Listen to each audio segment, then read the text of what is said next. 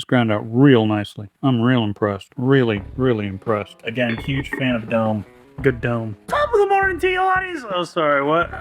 Anyway, everyone, this is the hammer video. This is post operation. We decided after doing some research and stuff, we wanted to improve the hammer. We have now an identifiably rounded off side and a flat side. The whole goal was to cut out the problem, for the most part, of very deep, very identifiable tool marks. And I think I like shorter hammers. He has cool short hammer. I like the feel of his hammer. I would like my hammer to feel similar. Nylon? What? I was gonna say, I was like, there's no way you're cutting through the metal that easy. Nylon? Like, I trust in your ability to... I'm good, but I ain't that damn good. Where is it from? That tune that I'm doing? Yeah. From a different time. That's back in the good old days. When men knew how to whistle.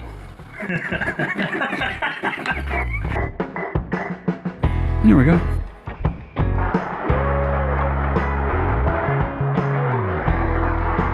Nicely done. When you are doing forge work, you're seldom back here. This is for people that are driving stuff home, all right? This is where forge people work. Close.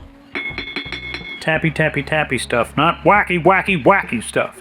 So, when you got this and you're throwing mostly with your wrist, this section comes slamming into your forearm, okay? Needless to say, slightly off-putting. So, when you cut it down to here, it doesn't get there anymore. I mean, if you really want to get some of that weight in, doing some more railroad spikes, I'll probably be gripping back here a little bit more, you know? If I can talk him out of not using his arm. So what's it feel like? It feels pretty good. Pretty good. I like it. I like the background. We have to work on different points because, like, say, for instance, this is like a full square, right? I sand over this part, get it nice and flat, and then all I gotta do is sand over the other direction, right? Until I get it down to roughly the same thing, and then the only thing I gotta worry about are these corners, and then you just kind of gradually sand the corners away until it becomes just one overall this dome. You know what I mean?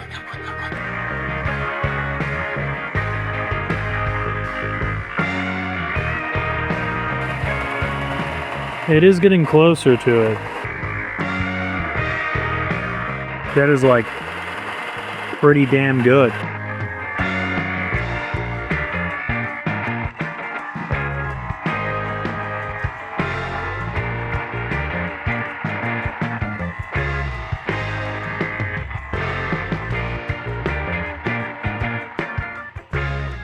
The dimensions are good there.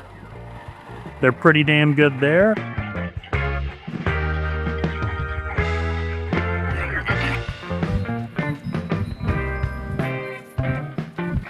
Oh yeah, Nice dome on top. it is. All right. See if we can get the tool marks out of it. That's good. It is actually more rounded off. Objectively speaking, you can know. I mean, you can see it. You know. Oh yeah, we're definitely high to the center. Do have a small fall off there. I should say, obviously, there's at some point going to be a shoulder. You know what I mean? But I think the whole point with the rounding ones is that the shoulder is really far down compared to a flat-sided one. You know what I mean? Like a flat one, you'd be able to see some form of identifiable ring around it. Whereas this one, it's kind of meant to fade into the almost the rest of the hammer. But again, it's an octagon. So it's kind of strange to try to do that, you know? But yeah, no, this is good. The bottom line is that the head of it, you can, in both directions, is very much rounded off. Yeah. And that's the main point. Now you have a singular high point Mm-hmm. that's not flat. It's just the high point. Exactly. Rounds in all of its directions. It falls away from that spot. Mm-hmm. But not so acutely as the ball peen, but certainly it's domed. The whole point is taking out the harsh edges of it. But it's still an identifiably flat surface. Dude, his head's up or slightly domed. You can tell by how much trouble I'm navigating the flat of this. Yeah, so I'm taking out what little dome it had in it, make it slack. There you go, Jacob. Instead of it feeling like it's here. Well, it's definitely looking a little rough, I will say.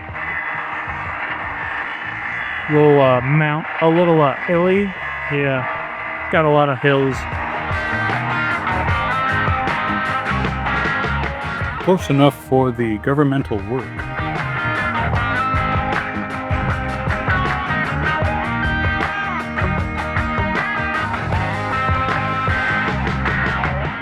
That's the shoulders.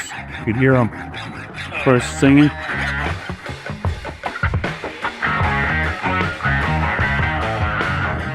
Nicely done. Try it now. Yes. What's that you say? I like it. All the day on the hammerhead. Right low, there. see that Yep. low spot? Yep. See the sheet, the brush strokes, and then it goes to nothing. It's like a dark spot on that side, essentially. And that's just a little, that's where we took just a little too much material. It'll never show up in any of the work that we're doing. It's too small. It's just that that pad comes down and it only touches the surface. Anything that is below this surface, it can't reach into it. Well, Jacob, I'll tell you this much. Next time you start beating, Yeah. between having a shortened handle Yeah. and having two faces to work with. It's gratifying, actually. That's right. Looking at it. Okay, Alec, look what we did. We did the thingy. That turned out nice. That is a really nice dome. Nice tip. Everyone give him a round of applause. Little golf clap there. Whenever we do switch this out for a wooden one, I think just a little more length for me. An inch more. But we have not tested it out quite yet, but I am very hopeful for its future usage. We spent today doing, as you should, if you're out there doing blacksmithing work, there are days that you must spend on this. You know, there are other days that you must spend on using people out there. One of my favorite concepts is use your available resources. You have the internet, use it. Go have one day a week that's nothing but class, nothing but textbook. Go out there, get inspired, get answers. You don't have to necessarily figure it all out the hard way. And a lot of what we've done here with what Jacob was talking about is we had initially seen what they had for tools.